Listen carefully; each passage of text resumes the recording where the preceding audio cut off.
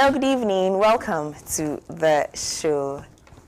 Today being Tuesday, it is, the lifestyle social edition of the show. And I'm super excited about today's conversation. The first half of the show is going to focus on business operations in an uncertain environment, opportunities and strategies. All of us are complaining today in Ghana about the harsh economic situation that we are forced to contend with, to live with. When you look around you, what are the opportunities you see? How can you maximize those opportunities into relevant businesses that can at least help you stay afloat, in these really terrible times? So for me, this conversation goes beyond even the personal to perhaps broadly the nation, and then of course, continent, global, or all of that above. So this is one conversation that I myself am particularly interested in. Business operations in an uncertain environment, opportunities and strategies. How do you first of all identify the opportunities? How do you venture into uncharted territories? How do you maximize those opportunities that you see or you have that you don't even see? And how do you win at all of it? Thinker, lawyer, coach, Mr. Theodore Albright is seated. Let's go for a quick commercial break. When we come back, we get into it. Stay with us.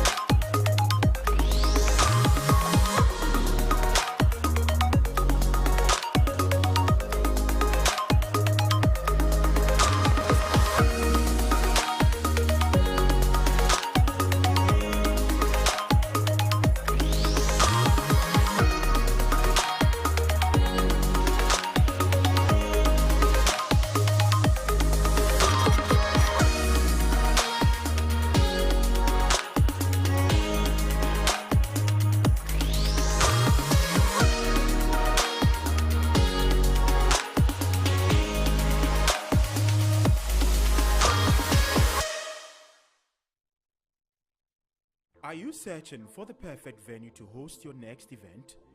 Look no further than Mirror's Event Plus. Discover the epitome of sophistication with our Skybox Event Center. This indoor marvel offers spacious hall area accommodating up to 500 esteemed guests. This beautifully designed space can be taken.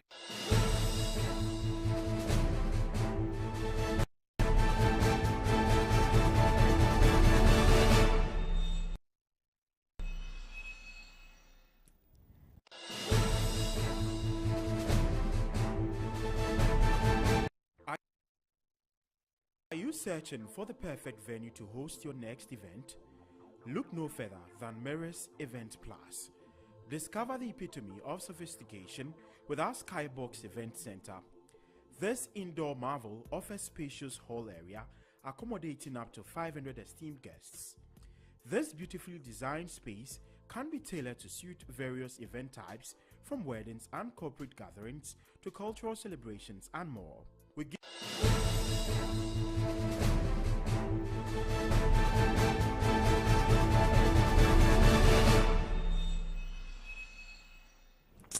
Welcome back from the break. This is The Couch. My name is Pratt. My guest for today is the Theodore Albright. So much. Once again, we're here. Yes. Last week was fabulous. I just can't wait to delve into today's topic. I can't wait to delve into today's topic. So, let me tell you a story. Yeah. In the thick of COVID, I was in the Medina market. We went to a lot of markets during that time, engaged with people, had a series of conversations, interviews, around how we were managing or dealing, with this global pandemic that was literally shaking our worlds and, tearing our worlds apart. And I remember approaching a woman, who was selling and asking her, why she wasn't wearing a nose mask, what her understanding of it was, why she chose to be in the market instead of being at home, those kind of conversations. And she said to me that, oh, last week I was selling tomatoes. This week I'm selling second-hand clothing because, I've had to quickly pivot. Because I realized that now, because of how perishable tomatoes, it would be such a risk for me to continue to sell tomatoes. So, it's one of the ways COVID is directly affecting me. I've had to quickly sort of change tactics and change what I'm doing, and and immediately you realize that one, it's everything about it, and I'm trying to focus on where it's like the uncertain environment. COVID was uncertain for all of us. What she's venturing into is completely uncertain. What expertise does she have in selling second-hand clothing? Her expertise is in selling tomatoes. I'm saying this to say that when we find ourselves dealing with uncertainties, where do we start from, first of all? Even before we come to looking at the opportunities there exist and what strategies to use and, business uncertainties. How do we navigate that? Okay, so let me quote Jeff Bezos, who owns Amazon, or the founder of Amazon. He said, the future is like the present, only a little bit different. And so when people ask him, what does the future look like? He says it's more like the present. People just want more. And that might come as a strange comment to be making about uncertainties. So here's the thing. We have always had to live with uncertainties. For millennia, always gone through a period of change. But when you come across uncertainties, you need to slice them into two portions. The known knowns and the unknown unknowns. And let me tell you what I mean by that. With the known knowns, customers will always want you to do it cheaper, faster, better, smiler, more value. People will always want to eat, clothe, house, transport. So in a sense, you have customers who are caught in as captive audience who cannot change. They need to eat, they need to buy clothes. And then the expectation of the customers is always that you should do it faster, better, and cheaper. That never changes, always giving value. So that's one side of the equation when he says everything is always the same but a little bit different. On the other side of the uncertainties, those are the unknown unknowns. We simply do not know what is round the corner. And yet you can look round the corner. And what do I mean by that? You can look round the corner by creating scenarios. Because the one thing we know is that sooner or later the unexpected will come upon us. We don't know how it will be, where it's coming from, but it will be. And that is why some businesses have business continuity drills. Some businesses have disaster recovery drills. Some businesses build redundancies into their businesses so that when the unexpected happens, they are able to address them. But some unexpected is certainly unexpected, and it's very little you can do rather than gather yourself and fight against it. So I've given you 3 different dimensions to the unexpected.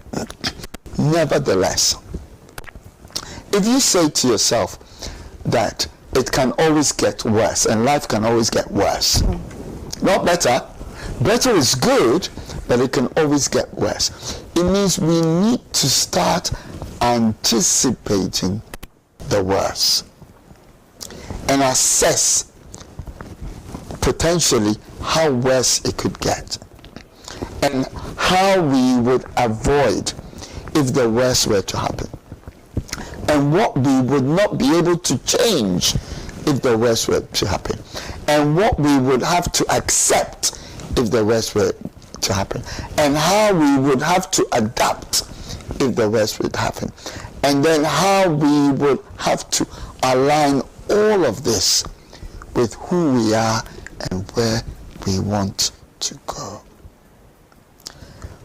Really complex, I know, but just to say the unexpected is always with us, so we should start to anticipate the unexpected.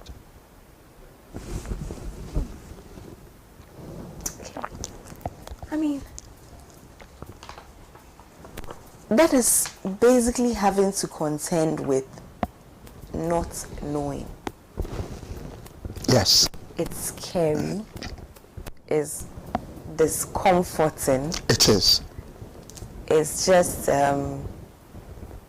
but I take that back. Does it have to be? There are some constants that you can't change. Okay. If you're young, you'll grow old. If you're living, you will die. If you're working, you'll be pensioned. If you work, you'll be taxed. If you live in Ghana, you will suffer from inflation. If you live in Ghana, the cost of food and the cost of produce will go up. If you live in Ghana, generally speaking, foreign exchange will always go up. Those are constants. So they shouldn't come as a surprise to you. It means if I am working and I will grow old, what do I put in place? A pension. If I have a business and I know that inflation might address cost of living, what do I have to do? I may have to stock up for today, because inflation will mean that the cost of doing business will go up tomorrow. I may have to price in such a way as to meet contingencies. And let me share a story with you. I used to buy a cuboid of soap for 4 cedis and 6 cedis called BF. Before COVID, it was 4 cedis and 6 cedis. Then during COVID, there was none in the market. Then it came back in the market. And when I checked, it was 32 cedis for the 4 cedi one, where I used to buy it for 4 cedis. Last week when I checked, it had come down to 16 cedis. It meant that the shop was pricing in a way to meet the unknown. And that is why you had serious gyrations in pricing from 4 cedis all the way to 32 cedis back to 16 cedis.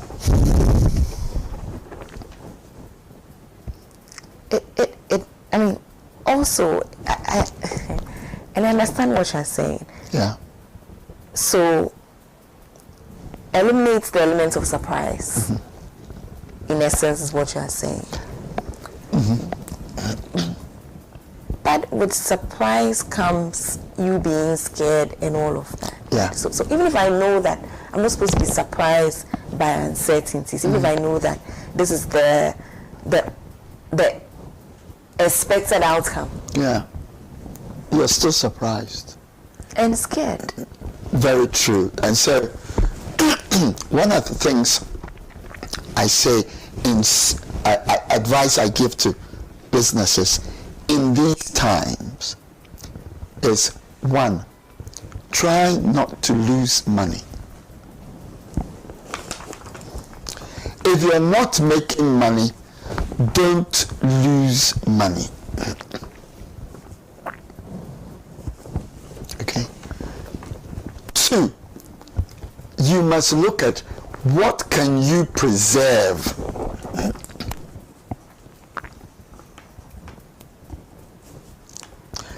And by preservation, this is what I mean.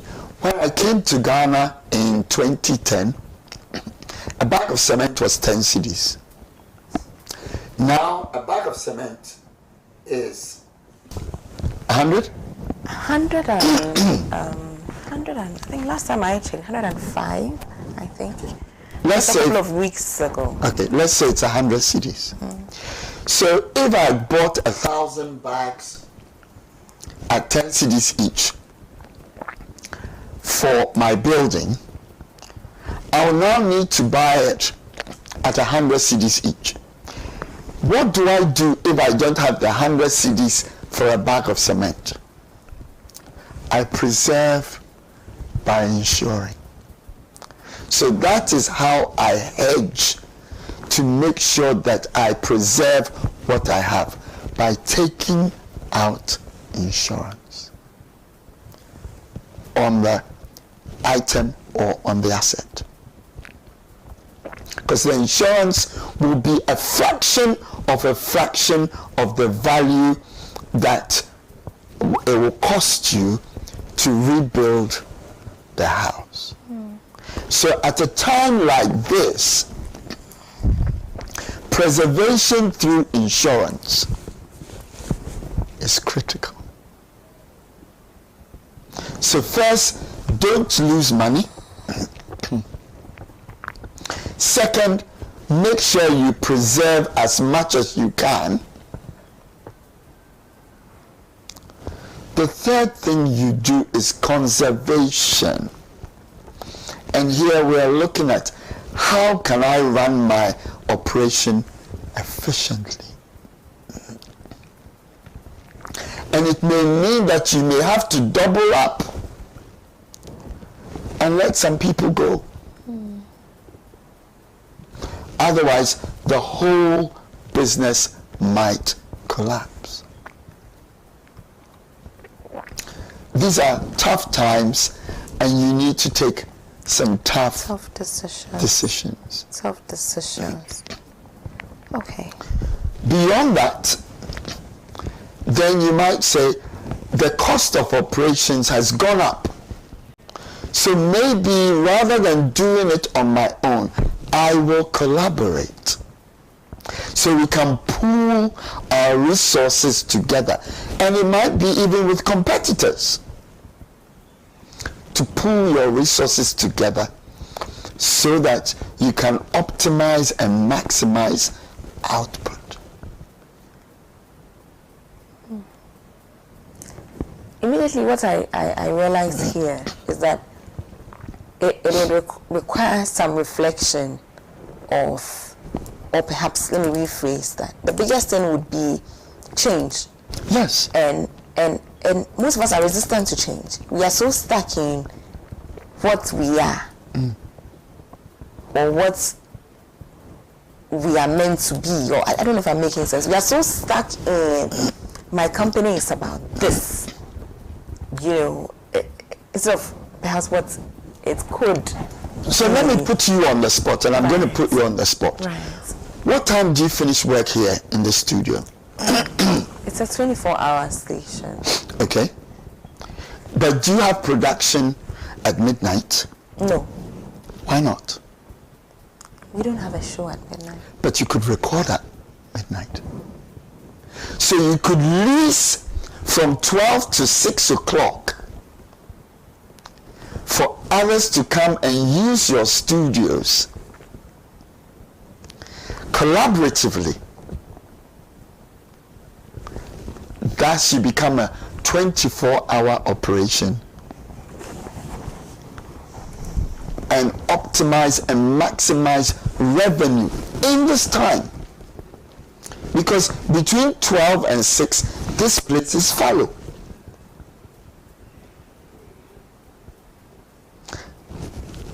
Do you see what I mean? Absolutely, yeah. Okay. weekends, Saturdays and Sundays, you could lease this place out for those who do not have the equipment you have, in a collaborative sense, for extra revenue. Because I'm not sure you're here during the weekend. Not as actively as during the... So you get 12 hours on a Saturday, 12 hours on a Sunday. And that would generate... So what I'm saying is that, yes, it is tough. So we need to start looking at collaborative ways to address some of our issues. Then, obviously, it also comes with the human capital. Because as you say, why not work, midnight? Why not do the weekend? Mm-hmm. But what I realize often is that we more or less work within some set of rules. We almost sort of make ourselves some kind of mini robots, and we are not quick to, even with our human resource, quick to change. I don't know. Okay, so we tend to, I was employed to work between this hour and that hour, and so that then rules and guidelines and regulations then become like a box that imprisons. Yeah. So let me say this. In Napoleon's France, after the revolution, it was 1790s, they knew that they needed to resuscitate the economy and do so very quickly.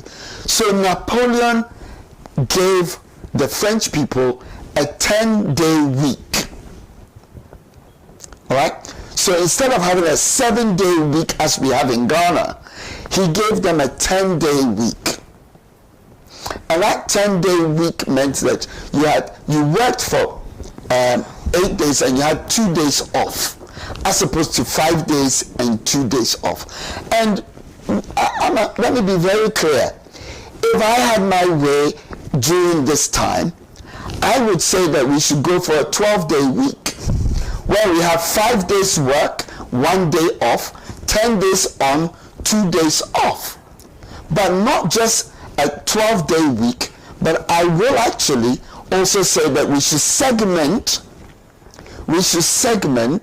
our day into 3 parts.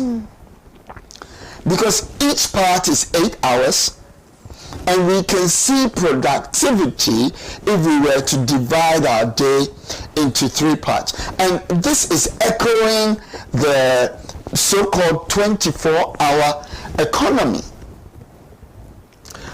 We have gotten to a stage where the patient is in ICU.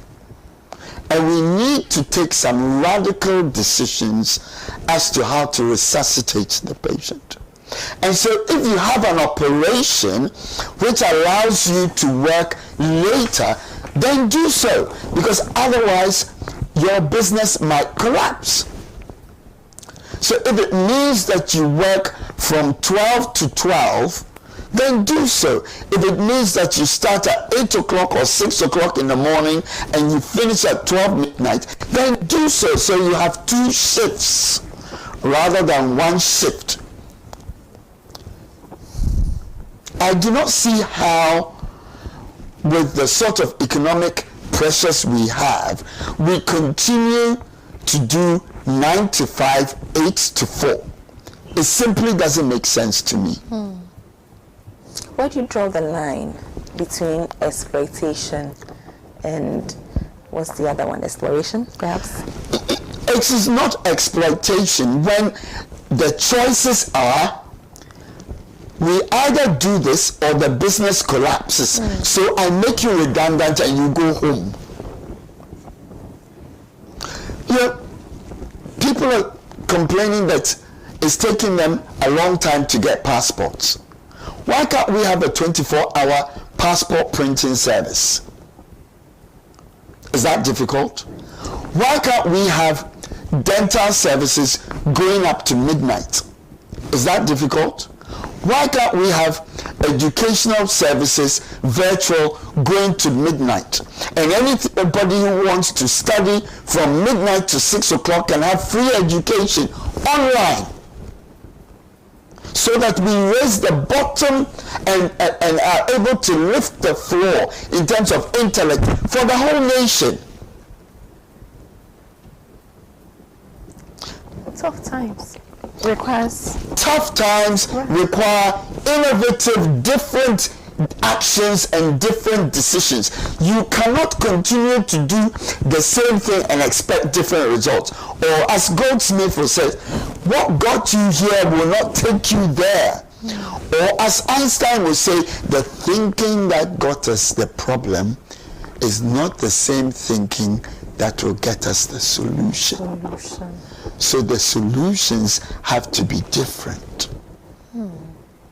Certainly, if you are in manufacturing, you could do 24 hours and ask for power concessions if you are manufacturing after 6 o'clock or 8 o'clock or 9 o'clock. If you are manufacturing, certainly you could get concessions on water, which is metered after 6 o'clock or 7 o'clock or 8 o'clock. Right. So, I mean, when we talk opportunities in terms of business operations in uncertain environments, we are not talking radically shifting your business, are we? Sometimes that is exactly what you have to do. Let me give you an example. Nokia, they manufacture phones. Before manufacturing phones, they were a paper mill company. And they realized there wasn't profit in the paper, and they became a technology company. Blockbuster was selling videos. Unfortunately, Netflix went to them to sell Netflix, and they turned it down. And the rest is history. Kodak was selling film and cameras. Today, there are more cameras than human beings on the planet, because my phone has a camera, my iPad has a camera, my computer has a camera, the cameras, my dashboard has a camera. The cameras everywhere. If you don't pivot and change, you will die. And so sometimes you need to be radical. Other times it's just a modest tweaking to what you do. That radical shifting always comes with risk, doesn't it? Always. How do you mitigate? Okay. You see, not doing anything is a risk.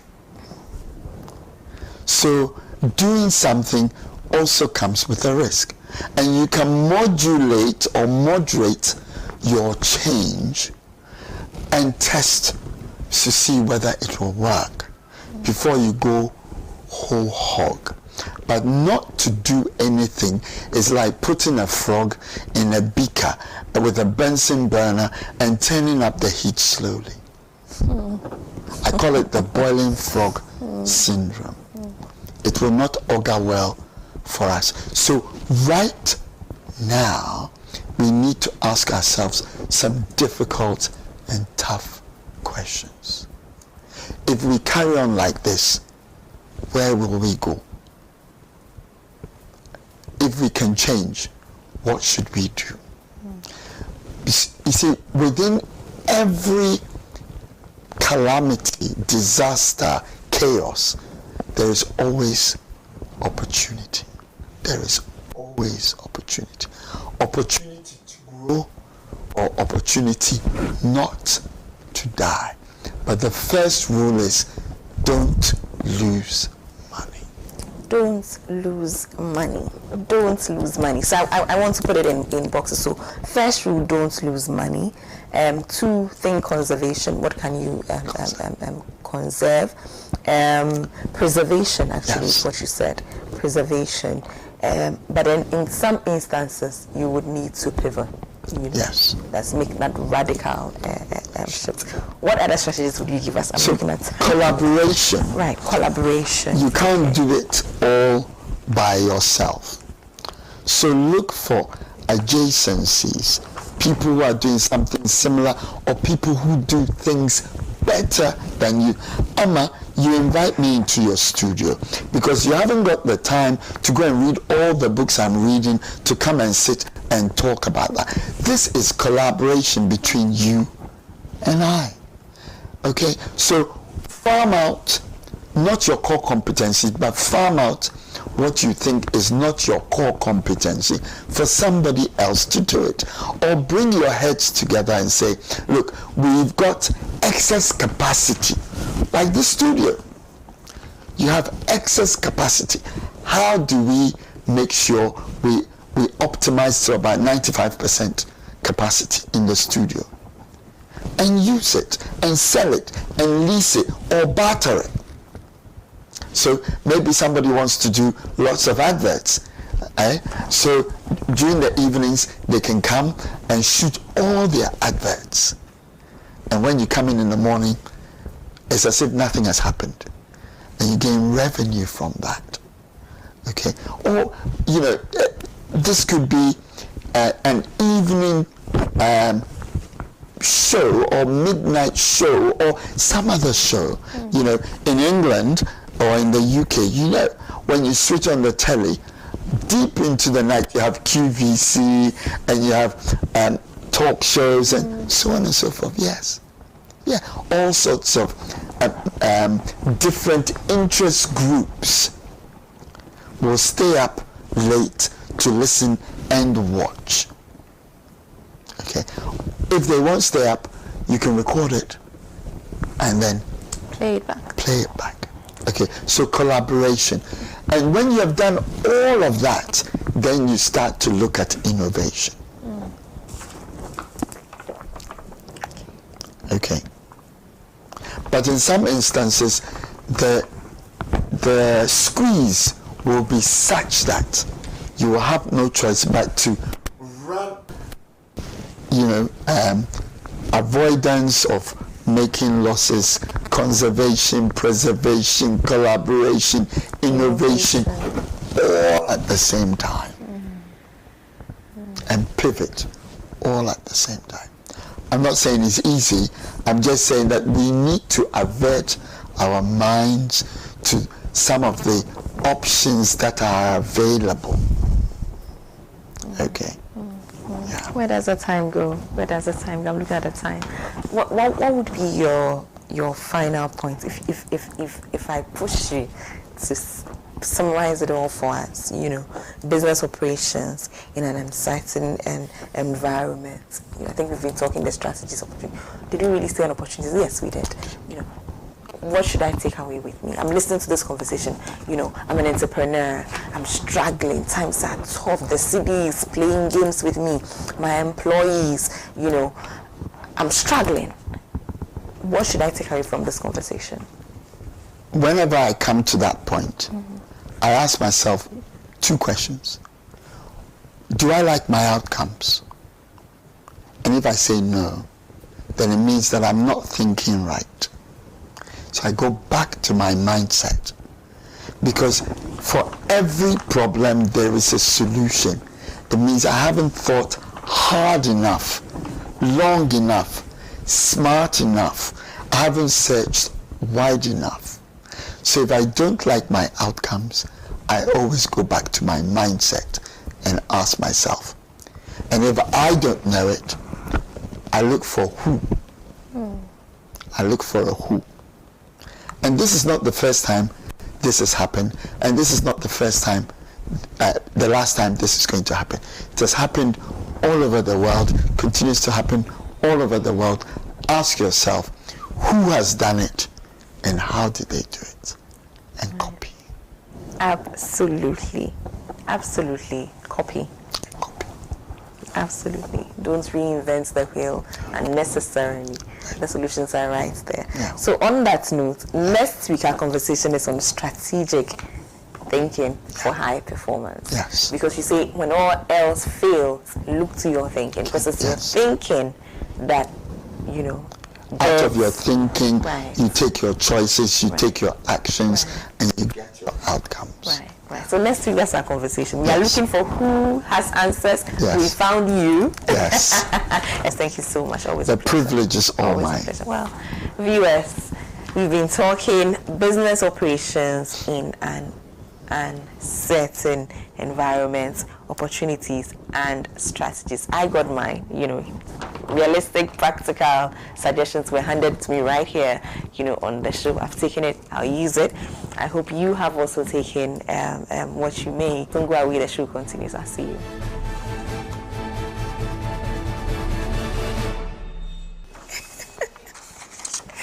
Welcome back to the show. This is still The Couch. My name is Pratt. For this half, the second half of the show, we are going to be delving into women in PR. You know, women in PR. You know that when it's about women, anything about women excites me. You know that. But, you know, to add PR and make it more exciting means that this conversation would be, you know, just as interesting and just, you know, as worth your while as every other one. I talk too much. Let me quickly introduce my guest in the studio. I have joining me tonight Jacqueline Johnson Quay. Hi. Melanin popping in red. Thank you. Love your seat as well. Lovely to meet you. Lovely to meet you. That's Assistant Communications Coordinator. Hey, Madam. Madam. We've also been joined by Jessica Champon, volunteer women in PR Ghana. Hey. And I see you repping the t-shirt. Yes. Wow, I love the colors. Women in PR. I love the colors. It works actually. Purple and dark blue. And white. Works and white. Really works. Okay. So women in PR. In PR. I mean, I had some questions before we came on set. Yes. I'm sure those watching would also have, you know, some questions as to, you know, who you are, you know, what space you occupy. So first of all, maybe let's start from the very top. Let's talk PR generally, then let's talk women in PR as a brand. Yes, definitely. So public relations, I think in recent times has gotten a lot of buzz compared to many years ago when it was an occupation. It's just PR with radio so and I afraid PR. But in recent times, people have come to appreciate that there is a science and an art to public relations and communications, and it's attracted a lot of individuals to the profession. July is often termed as the World PR Day month, so it's a month-long celebration. So this is a right fit for PR conversation because it's World PR Day season this July. But really, PR in Ghana and in Africa has grown over the years. The role of practitioners in making sure that they are communicating the messages of organizations to their audiences is paramount more than ever. I mean, if you look at the landscape, especially in Ghana recently, there's been a lot of crisis, a lot of issues for organizations here and there, and you see people commenting, where are their PR people? Where are their comms people? If the comms people were there, they would have done this right and done this wrong. So for practitioners, they appreciate the fact that people are getting to know that organizations can't do it all, don't know it all, and won't get it right if they are not practitioners who are well trained in PR to handle some of the issues that they have to deal with in terms of relating to their audiences. So PR and comms now, people are respecting us. We are winning. So we appreciate that. So I mean, having said that, then I'm guessing women in PR Ghana would be like an embodiment of all PR practitioners, women PR practitioners. Yes. Is that what it is? Yes. So okay. It's a not-for-profit networking organization that was started in 2017.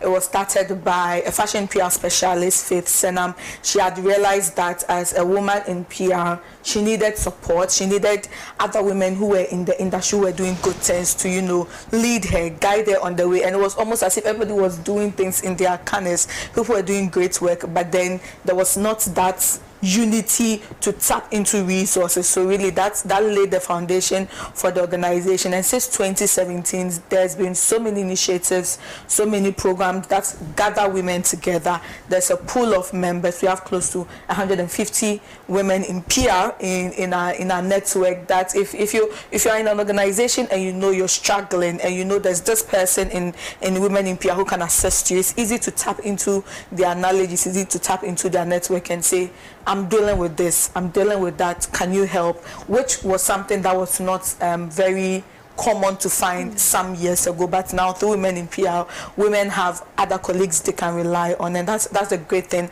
about being a part of this network, which I personally enjoy because I have gotten to take advantage of a lot. So I'm really excited about that aspect of the work that we do. Yes. Right. Let me come to you, Jessica.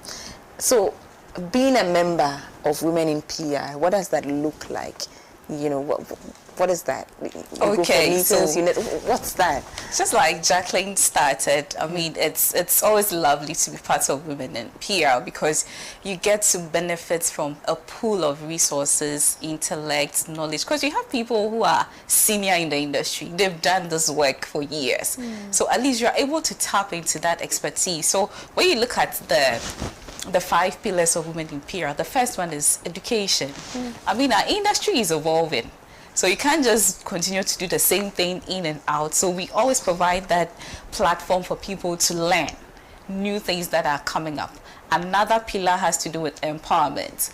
We are looking at giving people the right information so that they are empowered in the work they do. Like I said, if you have any challenge, I'm working on something and I hit a block, there's somebody I can just take a phone and call. Okay, so I know you've done a lot of work in branding.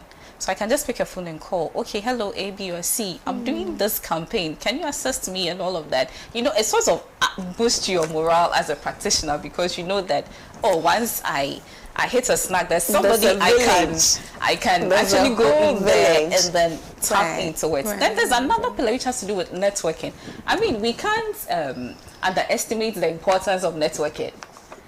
That's where all the contacts are. That's where all the information is. So if not for Women in PR, we need to have met Jacqueline. We need to have met A, B, or C. So that pool of membership helps us to network. We also talk about leadership. I mean, like you said in your introduction, anything for women, we are all for. So we are looking at empowering our women and making sure that we're able to take up leadership roles in the field of PR and communications. We want to move away from it's a man's world and let the women get up there. And then the final one has to do with mentorship. You all realize the importance of mentorship, where you have somebody just literally hold your hand to walk you through that path. And we have student members, we have professional members, so there's that balance where even as a student, before you get out of school, we have programs and activities that basically we are trying to shape you before you move out there into the real world of work. So I mean, women in PR has offered me personally a lot of opportunities. I think the last time we had the industry versus classroom at UPSA, I shared this experience where I was working on a campaign and I just had to reach out to the vice president. But the vice president, this one, the ideas are finished too. I need help. And then she was like, okay, so have you considered A, B, or C? And I was like, whoa, it never even occurred to me. So imagine I wasn't part of this network, then I would have just maybe done it and I wouldn't get that impact. So I think it's really been great for me. I've just been practicing for this is my 4th year. I was a journalist before coming into PR. So 4 years, still baby steps, but Women in PR has made the industry very attractive, and I really enjoy the network and the benefits that comes from being a member. Yeah. Wow. Okay, so what it means is that you're looking at individual practitioners, you know, people with different practices coming together, you know, in this organization. Awesome. That can't be easy. Yes, because let's talk about the journey. I'm interested in the journey because surely, I mean, you are bringing gurus, so to speak. Everybody is doing their own things. People feeling really jiggy with whatever it is they are doing, bringing everybody on board into one organization. And people would come with some wonderful expectations and all. I need to understand How? So for women in PR, really, the basis of, you know, growing was a lot of students get excited about PR. They get excited about comms. They go into school, they learn, and then as they graduate, you see that they come in and they're like, who is there? Who is guiding me? Who is helping me? So then the energy dies down and you see them running away from their profession. So really it is about closing the gap to let the young women who are interested in PR and comms know that it's not an industry that is so scary. You have senior practitioners, you have people who have been doing it for years here to assist you. So really that's the journey. As a student member, you join the student membership. There are workshops. We do online workshop. We have our industry versus classroom in-person events. We bring the practitioners to the classroom. We give you the opportunity to question them. You ask them all that you need, and then once you finish school and you graduate and you think you are ready to enter into the working field, through the pool of members, you're able to contact another member. I just finished school. I want to do my national service. I want to have my internship. I want to gain the practical experience. So then there's that journey from I'm in school. You gave me insights on the profession. I finished school. You are guiding me, mentoring me, giving me opportunities in your organization, and now I'm a full member. I get to participate in other things. So really, it's about letting women who are really interested in PR know that if it is something you're passionate about and you want to go through and you join Women in PR, will guide you all the way to the end, and you're not working alone, or you're not left alone hanging. So really that's the journey. Right. What if I simply have an interest in PR? I'm not from school, you know, like Jessica, you know, I probably work in a bank, yes, but I have interest in PR. Can I yes, join? Definitely. Is it a place to learn? Yes, it is. Okay. So that's why for us a lot of our focus, like Jessica mentioned, is on empowerment and education. We have our PR in the pack. We bring people of diverse background, people that are not probably into PR but understand comms and understand the various aspects of it, to share their experiences with you. I also came from journalism. We have someone in Women in PR who was an economist for over 10 years, and then now they find themselves in PR and they are enjoying it because they have this community of women in PR who is embracing them, bringing them on board. So you don't have to be from school only. You can have a different background, but as long as the passion is there, you understand the profession, and it's something that you want to grow in, then you always have us. We have an evening with, we have our annual Women in PR Summit, which is coming up shortly, and we're excited about. I'm not going to give them all the gist, but we do have a lot of initiatives like that that is really focused on just encouraging you that once you're passionate about PR and comms, no matter your background, if you really think it's a profession you can excel in, we are here to assist and guide you excel and scale through all of the challenges that comes with it. Right. I mean, Jacqueline already took us. We might as well. We might as well go there. So I've cancelled all the questions in my head. Let's go straight to the flagship program. Let's talk about that. You know. So the 8th edition of our Women in PR Summit is coming up this Friday, that's 5th, and then on Saturday, 6th of July. It's a 2-day summit, and it's held every year. And the aim is basically to bring the women together. We are going to learn, we are going to share ideas, and then we are going to empower each other. Like I said, the industry is evolving.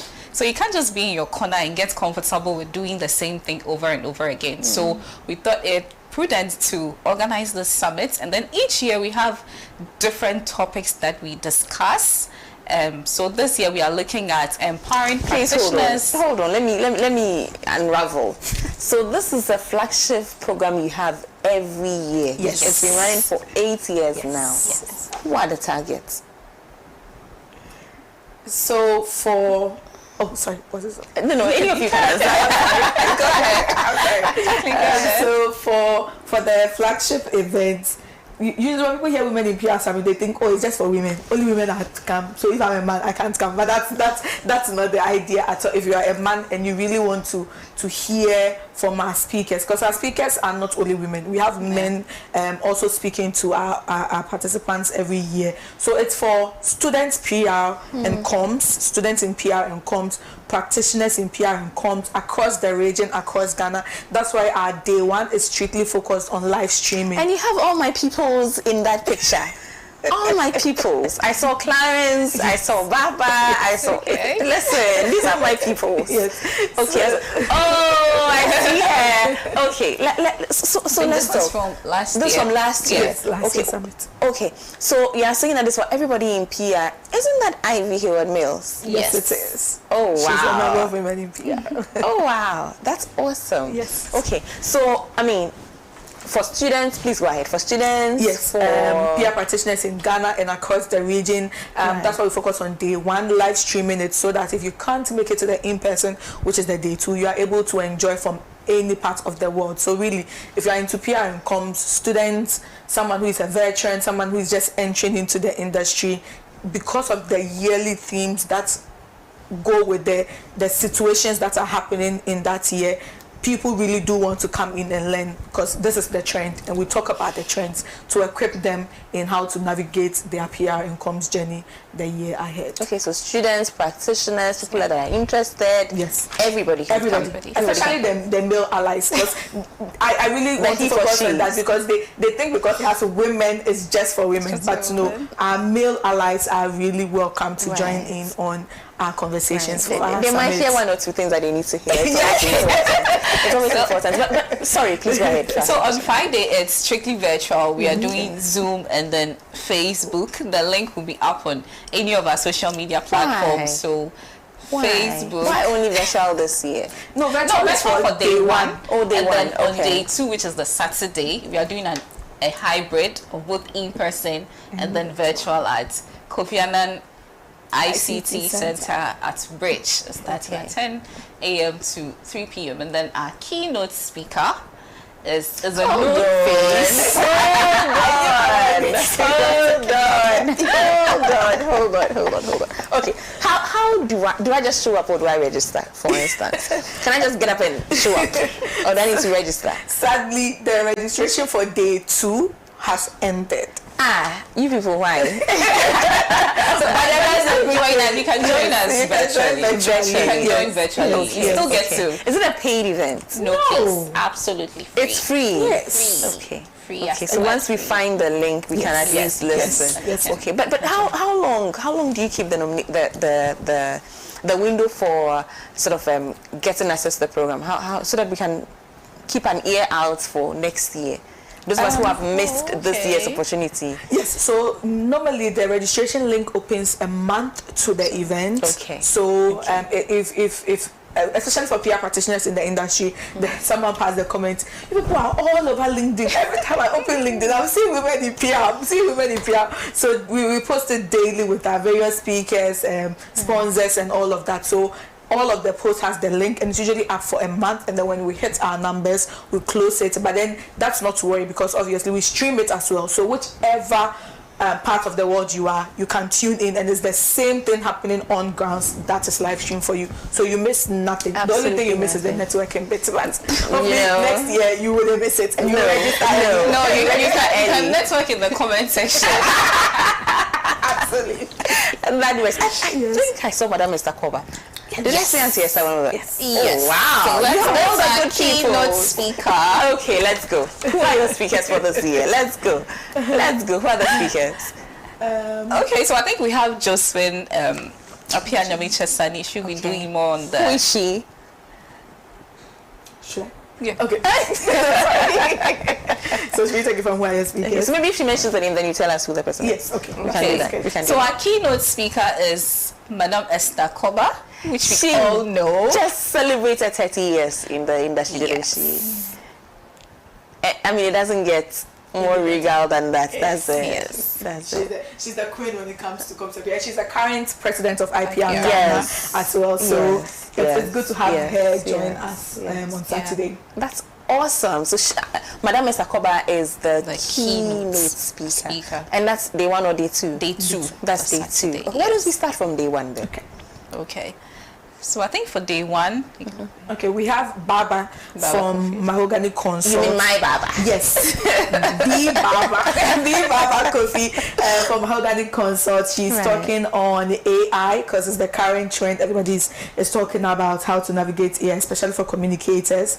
So she's handling that as well. We also have Mr. Semado, who is also going to talk to us on ESG, how to communicate ESG effectively. We also have on day one. We also have Dr. Paulina Kranchi. Yes, Dr. Paulina Kranchi. It was the Ajwari Afi. Yes, Ajwari Afi. And then the Venan Sondo. Okay. So for day one, we have the Baba Kofi from Mahogany Consult taking us through AI, one that everybody's looking forward to. Right. We also have Venan Sando, who will be taking us on ESG reporting. We also have Dr. Paulina Kranchi, who will be taking us on PR in the era of activism. I mean, we all know what is happening in Kenya and all of that. So as PR practitioners, if we find ourselves in an environment like that, how do we communicate? So that's one we are also looking forward to. And we also have Angelina, sorry. We also have the Rafi lady. Ajwari Afi. That's Ajwari Afi. So we also have Ajwari Afi from MTN. She's also going to take us through how to network in the era of... Take it again. I am so sorry. Take it again. So sorry. You can put on your phone. And I think we should partnerships for reputation building. Okay. Leveraging corporate partnership for reputation building. Ajwari Afi. Yeah. Okay, so we're taking it from the topic again. Okay, so for day one, we have the Baba Kofi from Mahogany Consult. She's taking us on AI, how to prepare us to, navigate the ever-changing world of AI. We also have Dr. Paulina Kranchi, who will be taking us on PR in the era of activism. So much chaos is happening in Kenya. How do PR practitioners prepare ourselves when we find ourselves in such situations? We also have Mr. Venan Sando. He'll be taking us on ESG. He's an ESG leader, so we look forward to his insight as well. And then we have Ajwari Afi from MTN, who'll be taking us on corporate partnership for reputation building. Partnership is everything when it comes to comms. So we look forward to their insights as well. And this is all on day one. Yes, how power that's power. I was just about to say that's power pack. Okay, that's all for day one. Yes, that's all for day one. And then day two. Okay, so for day two we have Tuchigoka Ivowi, who is the CEO and founding member of the Ghana Commodity Exchange, and then she will be speaking on networking in the digital age, strategies for success. Like I said, as women in PR, we value networking because we know the importance of networks. We also have more like a workshop where Josephine Appiah Sani, who is the acting director of communications for Afrobarometer, will be taking us through AI for data visualization and storytelling. I mean, AI is, everybody's talking AI. So what is AI? How can we use that to tell our story as PR practitioners? And Josephine will be taking us through that. And of course, we have our keynote speaker, Madam Esther Koba, who will be speaking on strategic communications, ensuring sustainability and greater impact. You don't want to miss this on day two. And you also don't want to miss our panel discussion, because we have a panel for the incoming professionals, the PR practitioners. They are not left behind. We have a panel of 4 that will be delving into how we can prepare future fit PR practitioners. So that's one that I particularly am excited about. Right. This is the one that has AC as part of. This is the one that has AC as part of the. No, this is one of our pre-summit activities. It's from our Twitter Spaces conversations, the activities that we had towards the summit. But then that panel is one that is also very loaded. We have Richard Hiagbule from MasterCard. We have Kobi Hema from the Ghana